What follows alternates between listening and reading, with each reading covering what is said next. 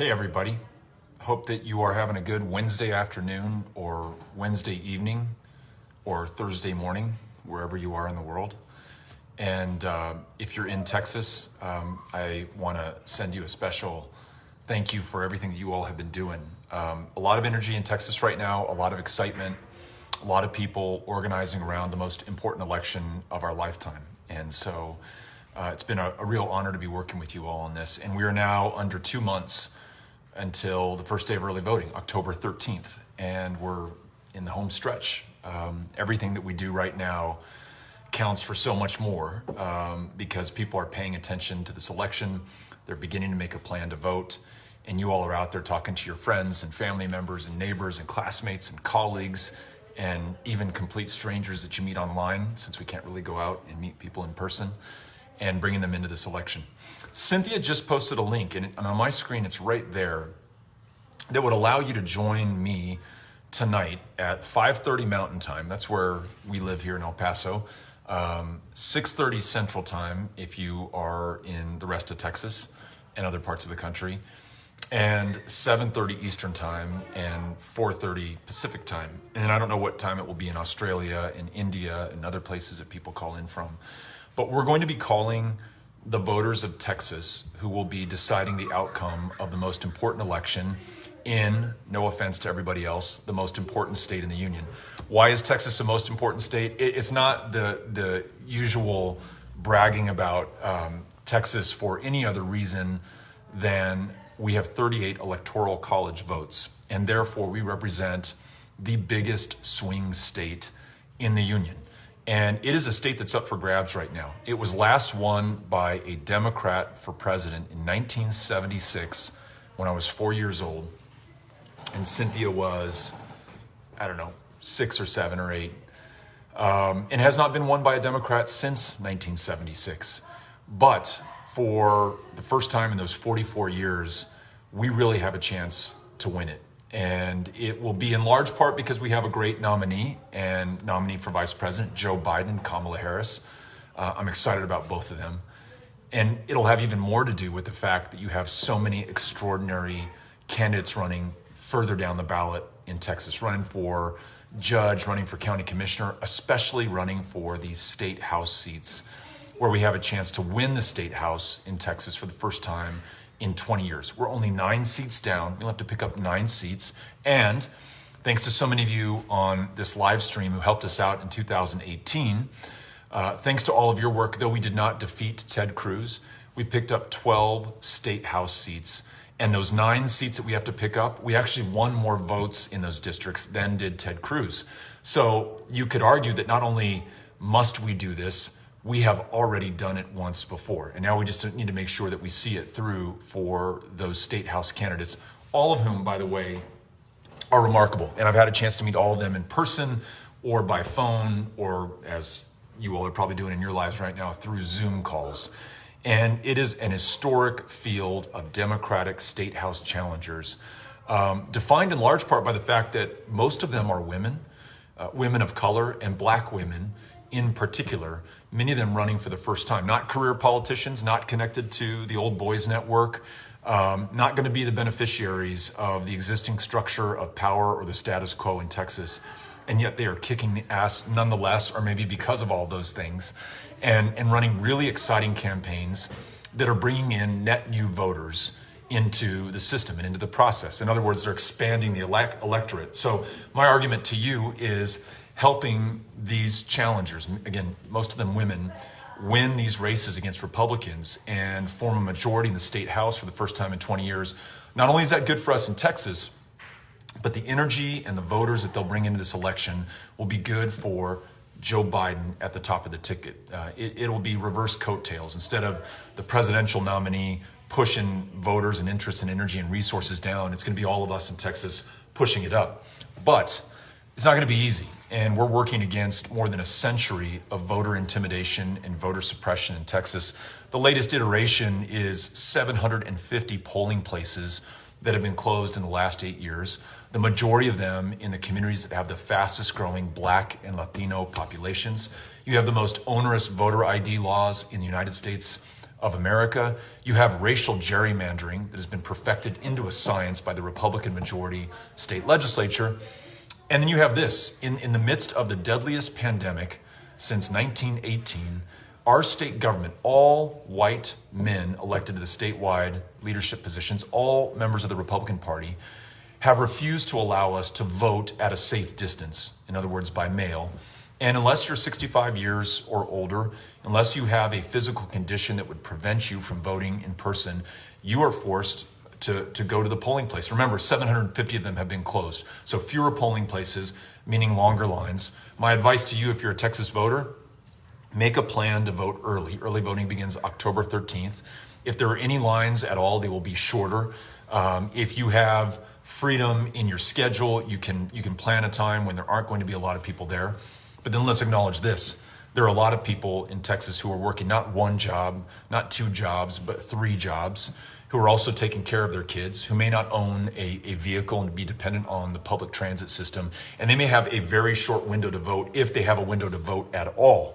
And what our government has done is put them in harm's way and forced them to make this decision that no American should have to make, no human should have to make, whether I participate in my government in choosing the course and the direction it will take and the person who will represent me, or whether I choose to keep myself safe and healthy and stay at home, or don't expose myself in that way.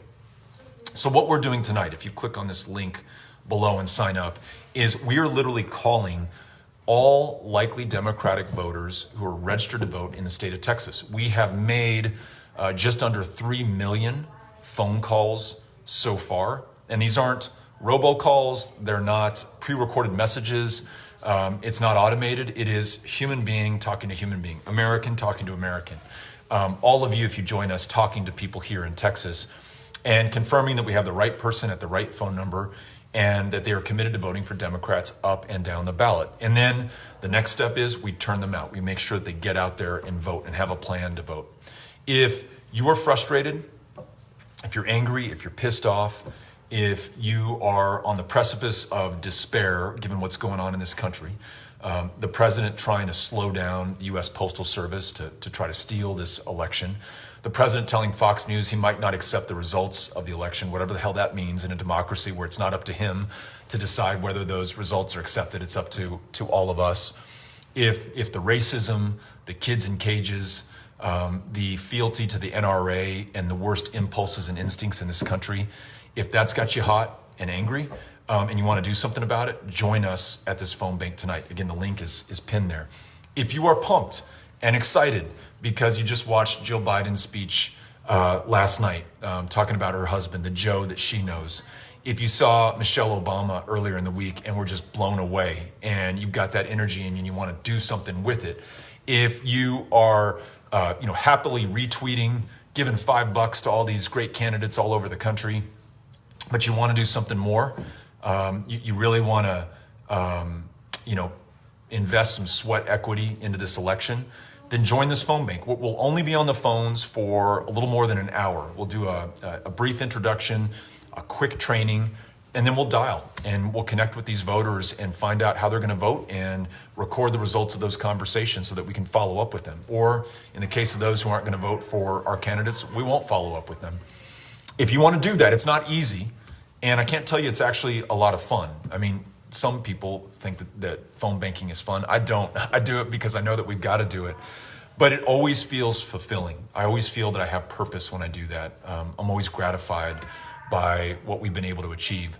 We did a little over an hour phone bank on Monday, and I think we called a little over 115,000 Texas voters. Tonight, I'd love to see if we can't get closer to 150,000 voters on our phone bank. Again, people to people. We can't knock on doors. We can't hold town hall meetings. We can't have big rallies. We're going to be outspent by the Republican majority in this state.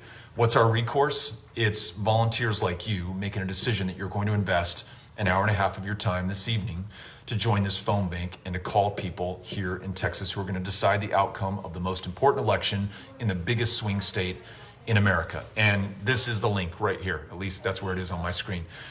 Cynthia just sent me a text, and she says that so far, since we began this live stream, 7 people have signed up. So, or I guess it was Kate who just texted me. Kate, thanks for the update. Thank you to the 7 who have signed up. Kate or Cynthia, if you want to give me some first names for a shout out. I may even be able to get Amy O'Rourke on the phone bank tonight. I've got to lower this a little bit. I'm too short. Oh, you're perfect. So we are doing kind of like a, not a telethon, but more like recruiting, like a volunteer raiser, where we are interrupting people's normal programming to tell them about this phone bank tonight and to see how many people will sign up in the next 20 minutes. And so far, 7 people have signed up so far. So we had 650 people signed up before we started this live stream for tonight's phone bank, and we now have 657. So I phone banked last Thursday, I think. And it had been a while since I had phone banked, so I was a little bit nervous. And it's really fun. I mean, like you get yourself going, you got to get yourself amped up. So you think it's fun? I was just admitting to people it's not necessarily fun. Well, it's not easy. No, it's not easy. Like you're kind of on edge the whole time, but you get adrenaline going. That to me, like, when else do you get that, like, uneasy adrenaline going? There's something fun about that. I texted you this story because you were out. I don't know if you were getting groceries or doing what. By the way, since Amy joined the live stream, another 8 people have signed up. So we're now at 665. It's all you. But I texted this story to Amy, this anecdote, and I hope it's okay to tell you all this. And if there are any kids watching, cover their ears. Don't tell them this one. Well, maybe can you like modify it slightly? Well, this is PG-13, so you all at your own discretion. I've warned you. So I'm calling this guy. I'm actually calling a woman. And when you do a phone bank, it tells you that you're going to be calling this person at this number, and you're supposed to ask for them by name. And so I said, "Hey, is Anastasia there?" And it's a guy who's answered the phone. He said, "Anastasia? I don't know any Anastasia.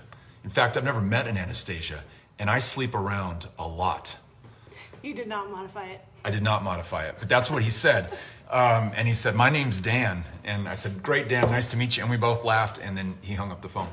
So you get encounters like that. I had the previous phone bank.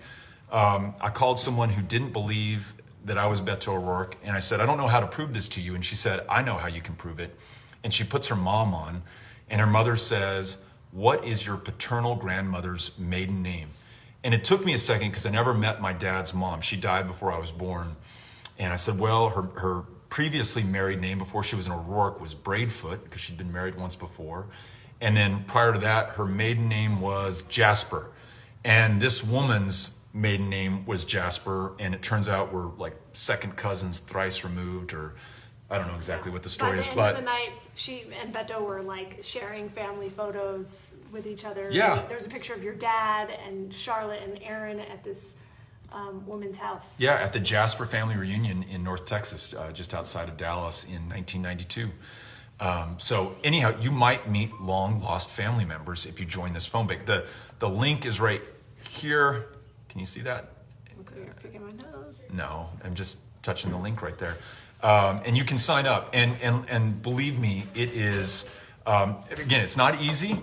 It may not necessarily be fun. It is super necessary. If you want to win, this is how we win.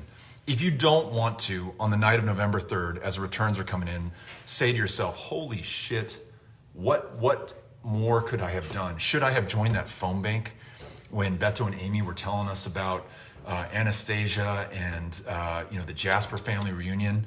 And instead, I just decided to watch some more MSNBC or retweet some stuff on Twitter.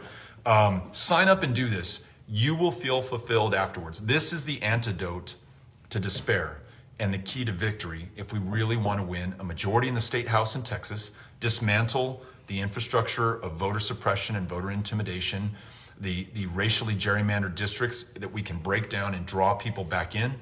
If you want that energy to flow up ballot to Joe Biden, if you want MJ Hagar to defeat John Cornyn.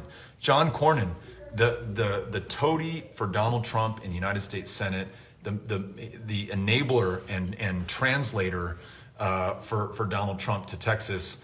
If you want to defeat that guy and elect an amazing woman to the United States Senate, combat veteran MJ Hagar, join this phone bank. All good things flow from your work on this phone bank. What time is the phone bank? The phone bank, you ask, is Starts at 6:30 Central, 5:30 Mountain. 4:30 Pacific, 7:30 Eastern. Okay, I gotta go. Okay, I'll try to be back for the phone bank. Okay, all right. Bye, everybody. Bye. So you heard it from Amy. Join us at 5:30 Mountain Standard Time. Can everybody see this link right here?